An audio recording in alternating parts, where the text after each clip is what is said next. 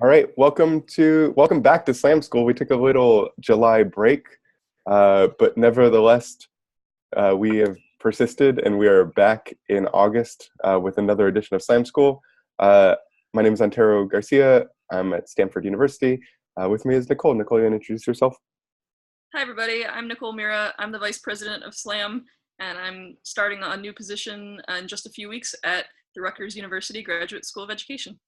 Awesome. You can feel the 3-hour time difference as we're talking. So late here.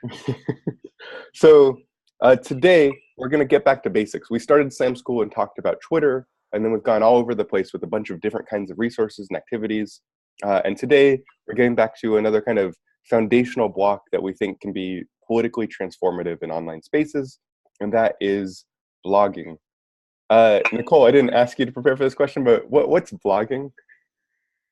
Great question, Ontero. Blogging refers to, there's lots of different types of blogs out there, but for the most part, we're talking about putting our writing onto a web platform that can immediately go out to a large audience.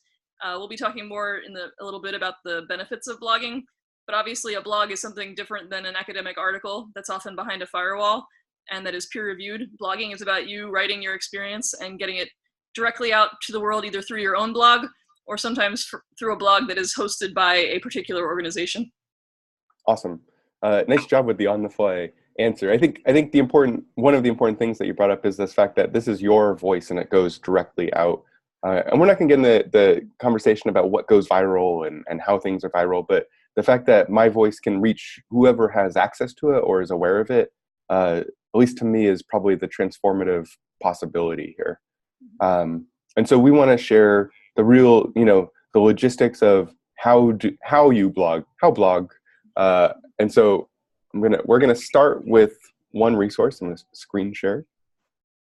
Here we go. Okay. So I think you can see my screen. Yes. And so we're gonna suggest starting with something as simple as WordPress. And so you can see I've already gone to WordPress.com. And it looks like this. WordPress is free. You can spend a little bit of money if you wanted to have your own customized URL, but otherwise it might be something like social justice. This is definitely taken, .wordpress.com. And you would get a URL like that has the word WordPress as part of it. And from there, you can basically customize what it looks like. The logistics of all of that is pretty easy. You just go through Get Started. There are other different places to do this. So what we want to do is instead share what you do once you've signed up. So we have a blog, slam.education. And the general public, when they see it, it looks something like this. It's a little outdated and sad right now. You can see our last Slam Schools were back in June. And so you can say, it's time for us to update our blog. We need to inform the public of what's happening. This doesn't quite function as a blog as much as an informational space. So we're going to go to our admin site. So slam.education/wp-admin. This will be a link that you'll probably bookmark, you'll have, or you'll have a link on your own blog to access it. There's a login page. I've already logged in, so you don't have to see that. And this is your dashboard. This is where all of the blogging stuff, this is where the blogging magic happens. The main thing we need to worry about here is posts. You can either quickly type something and publish it, but we actually just want to go to the posts and write a brand new post. I'll say there's other ways to access this. You can go to wordpress.com. You'll get the exact same thing. But there's several different kinds of opportunities of what you can write here. So you need a title for your blog post, and you need the body. And then there's different ways to organize it. You might have categories, and you might add some tags down here. Sorry, these are tags. So what are tags for, Hunter? Yeah, so tags are going to help us organize it. So we might have a tag that says this is announcement, and then you separate with a comma. This is about social justice. Oops. Oh boy. This is, and we would just add whatever tags we wanted so that as we go and add more and more to our blog, we can click on a tag and see other related other related blogs we've written over the past, right? So, for example, my blog recently, last year, reached its 10-year anniversary. TheAmericanCrawl.com is 10 years old, and so I have lots and lots of blog posts. So if I wanted to see something I was writing a long time ago, I might be able to search tags and see different ways that we have conversations. You can also organize them by categories, and these are just different kinds of organizing systems. One's not better than the other. People have strong feelings about these. I think if you choose either categories and or tags, you'll be fine. The more information for a post, the better. Let's get back to what we actually write. So, Nicole, give us an awesome blog post title. Wow, Teaching in the Age of Trump.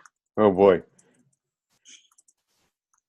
So the title's awesome. I don't know if the prospects of it feel very awesome right now. And so we can imagine this is our blog post as Slam. We're going to be thinking about what are some resources we could add, what are some opportunities. And so we'd have some text here. I'm going to make up some, you might want to just get some ipso facto filler text. There's really basic formatting resources here. I generally, and Nicole, I think you probably do something similar. Usually when I'm writing a lengthy text-heavy blog post, I do it in Word or a sticky note or something else on my desktop, so I can just do more editing, and then we'll generally paste that in and format it later on. It'll work the same here. I just feel more comfortable writing elsewhere. This is probably just an old man thing happening today. You are pretty old now. That's right. So as I'm writing, maybe I'd want to have a link to something. And you can, oftentimes you've probably got an email where it says link, check out this link, and then there's a colon, and then there's a big long URL. So for example, maybe I want people to check out the book on youth participatory action research that Nicole and I wrote with our colleague Ernest. So shameless self-promotion. That's right. I was just trying to think of something that would relate. So here is doing youth participatory action research. I'm going to take this URL, copy it, and I could just paste that as a link here. And that's great. And then I could turn it into a link by clicking on the Insert Edit Link, and it'll do that there. One tip on this that I like is I want this to open in a new tab. And the reason I want that to happen is when people are clicking on that link, it'll often take them away from your blog post rather than opening it in a new window. So usually when I'm adding links to my own blog posts, I have them open a new tab so that they can stay on my blog and they don't have to click the back button or they forget where they came from. And so you can see that there. I'll show you how you can preview all of this in a second. That looks okay, but it's not that impressive. So what if instead we said, hey, check out this rad book, further self-promotion. So maybe I want to say this rad book, and if you click on that, that will take you to the Amazon page. That's pretty good. It doesn't look very good. Nicole, how can we make this blog post look better? Well, you know, one of the big things about multimedia forms, things about writing on the web, is that we have the option of multimodality. So anytime you can insert images or videos, something that makes it a little more exciting than just text. Because as Antero and I have been studying a lot, you know, what's the point of using this kind of medium if we're not going to take advantage of what makes it different than simply writing in a journal or writing on a piece of paper? Awesome. So let's put the cover of the book on there. Just further shamelessly promote. We're just going to really nail this. So if I go to the Amazon page, I can copy this image. I'm going to do that here. I'm actually going to copy the image address. And I'm going to go back here. And right above that, or right below, hey, check out this rad book, I'm going to paste that in. And I'm not going to paste that in. If you do this on WordPress.com, if you paste in, the image will just show up. So I'm going to go to Add Media. I am going to insert from a URL. And then I'm going to paste in the thing that I just copied right there. And you can see there's different options. Do I want this centered, aligned right? I usually just like to paste it in and then I can move it around as I want. I can put in a caption. So it says, look at this cool text. Here's that book we linked. And the alt text is the text where sometimes if you hover over an image with your mouse, a text will show up. You'll be able to see that there. So I'm going to insert this in. And when we do the preview of this, we'll see, you can see the captions down here if you want that. And you can see this is here. There's a whole conversation we need to have in a future SLAM school about appropriately citing the images that you get, where you can find Creative Commons images. For now, we just want to share. Also, we wrote this book, so we're going to share this cover. But for now, we're just going to share this. Okay. I also just want to insert a video. I don't think there's a more appropriate video than a SLAM school video, so I'm going to go over to YouTube. I quickly pulled this link earlier. So this is SLAM school number 1, because I could imagine you probably want to embed all of the SLAM school videos. So if you're doing this on WordPress.com, and I don't think it works on just this blog, if you paste in the URL, it'll immediately, oh, it doesn't. You'll immediately embed it here. Hey, it's Nicole. What are the odds? So if you just take the SLAM school URL up here, or the video URL up here, it'll paste it in. But you can make it a little bit more specific. And the ways you can do that are, if you go to the share button on any YouTube channel, you can choose where you want the video to start. You go to embed, and it gives you some options, right? So you can see the height and width, and those are things that you can adjust the size on. So if you take that whole long text and paste over here, you can actually put it into the HTML code, and you'll see our video here twice. So I put in text here. I'm going to move back to the visual tab, and you can see there's some placeholder here. This is the best blog post we've ever written. We've got some placeholder text. We've got a link to our book. We've got 2 YouTube embeds of the same video, and we've got an image with some secret text. I think we killed it. I think this is really nice. Well, you need. So let's preview it. Let's see, before I publish it, you can see the status. This is a draft. You can see once it's published, it'll be public and anybody can see it. You can also make it private. We're not going to talk about that. And you can say once you hit publish, it'll immediately go out. So we want to preview it before we do that. See what the rest of the world will see when they see this blog. So here we go. So we see our title, we see the text, we see some awesome videos, we see a link. We can test to make sure it opens in another tab, and it does. We see our image. We should be able to hover over this image. I don't know why it's not. It's a real fail. Maybe the alt text isn't working today. Oh boy. Don't worry about the alt text. I think that's the takeaway I'm taking from today. And the other thing I'll just add, you will see your replies. People can leave comments. You can choose if you get updates when you get comments. And on the back end here, you can look at all of the comments that you have. You can edit them, you can delete them, you can mark them as spam, just like with email. And so this is an option here. And you can reply to comments in your own blog post as well. That's one very basic way to use a blog post, right? You link things, you put in video, you put in images, and all of this is to contextualize your own thoughts. The other thing I'll just share is you should be able to share this out with anybody. Once this is published, if this is the actual URL, you can then take this and post it into Facebook, onto Twitter, onto your LinkedIn page, if people are still using that. You could probably make a snap about it, I bet. Is that what the kids are doing these days?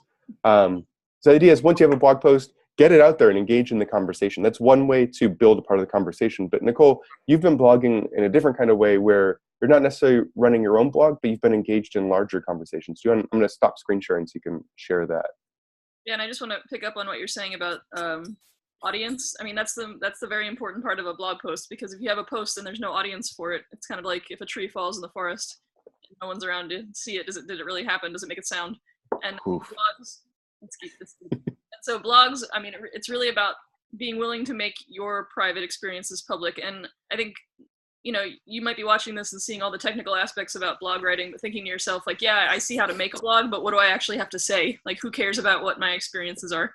And I would just say that both of us are big proponents of teachers blogging, because if you think about the educational conversation right now, in the media, the popular ideas about teachers and teaching, a lot of it is not controlled by teachers. It's controlled by policymakers or academics or journalists who don't have the same day-to-day experience of understanding what teaching is. So if you're a teacher and you know that what you see does not capture your experience, that's why we need your voice out there. So you may not think you have something revolutionary to say, but literally teacher voice itself in the public sphere about teaching can be revolutionary. So that's why we think it's important for you to take, if you do daily journal writing, turn that into daily short blog post writing, or compile some of your journals and try to do it once a week or once a month. Amen. We know it's hard, it's one more thing to do, but for teachers, for us to be public intellectuals, we have to be willing to put our work out there. That being said, you probably have certain special interests as a teacher. You might be really into teaching certain literary texts, or you might be into digital media. And so you don't necessarily have to just write your own blog. You can partner with organizations that have the same interests you do and blog with them. And that's a way that you can exponentially increase your audience, because that organization already has an audience built in. So really quick, I'm going to share my screen and show you a few different options for that. Both Antero and I are obviously interested in the ideas of connected learning, digital media, and how it applies to the classroom. And so we have had interactions with and become members of the digital media and learning community. And this is DML Central. You can find it at dmlcentral.net. And you can see right here is a blog. And almost every professional organization now in this day and age has a blog that goes with it. And most of them do not create their own content. They rely on others to they crowdsource content, because it takes a lot to keep a blog going regularly. It's a lot of writing that has to be done. So we both write blogs for DML. And if you're interested in doing that, you can contact one of us and we can put you in touch with this organization if that's something that you might be interested in doing. Awesome. Also, we are an NCTE assembly. And so we probably have a lot of audience members who are members of NCTE. And you should know that NCTE has a blog as well. This is the blog, and you can see it has information about the convention, but also many different posts. And both Antero and I have also written for this blog as well. I belong to another committee at NCTE, the Committee on Global Citizenship, and we've got a once a month blog post going about different ways that you can incorporate citizenship into your English teaching. So whatever it is you're interested in, I guarantee that there's a teacher community out there that is interested in your resources, your teaching, your strategies, and your ideas. And you can see that right here on the NCTE website. Definitely, we've seen if you get emails from NCTE, they are looking for people to blog all the time. So when you click on write for the blog, you can see that they're seeking blogs. And these are not really long pieces, so you don't need to be intimidated. 500, 800 words right here is what they're looking for. Conversational tone, so you don't need to feel like you're citing tons of sources for everything that you're saying. It really is, a blog is really an informal way to get personal experience and personal ideas out into the larger world, because we know that that's a great way to build knowledge collectively.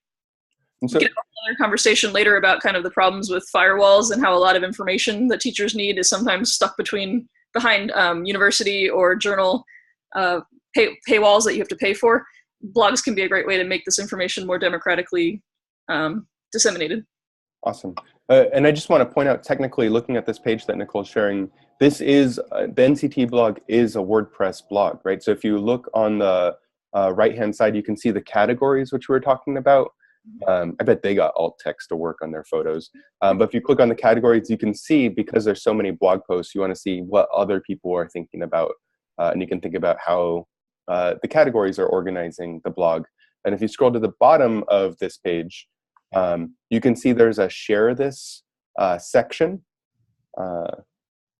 And so you can see these are options, these are buttons that you'd be able to put on your own blog, right? So this write for the blog has been shared 20 times on Facebook. You can see someone put it on Pinterest.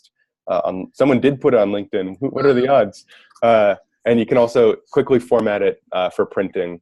And if you scroll down, you can see this is what it would look like for you to try to sign into your own blog. There's a login page. So we wouldn't build it. We don't have access to this, but we can see this is how people get into it, into their own blog.